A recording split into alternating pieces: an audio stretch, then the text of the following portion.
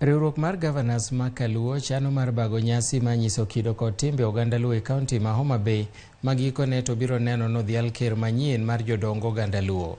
Jalup gavana ma Kisumu Mathew Owili okwayo oganda Luo mondo mi owuog kar romgi kendo ochopi e nyasi mar ndalo ariyono. Owili olero ni moko kuom tuke ma biro timore kono e nyasino ibiro yuorie kod jatend Azimio Migosi Raila Odinga.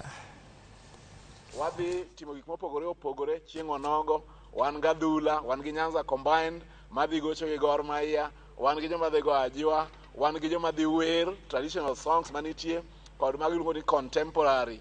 Wadhi bedo gi weche mag diedo pi, wadhi bedo gi weche mag tag of war, gik machalo kamano. To jodongo chieng' onogo dhi romo mondo mi gichak go mbaka, to bende jodongwa mag telo kata motelo nwa e piny Kenya ka ma joluo te bende dhi biro. Wacho bende ni patron mar the Luo Council of Elders en mwaluor ahinya mwageno gi lala His Excellency Raila Amolo Odinga ma bende dhi bedo kanyo. Governors te dhi bedo kanyo, members of parliament te dhi bedo kanyo, members of the county assembly dhi bedo kanyo, speakers te dhi bedo kanyo, wan kanyakla. Koro en event moketi ok en mar jodongo kende, but kata jowa matindo bende wan gi joma dhi wer, thothgi gin joma tindo.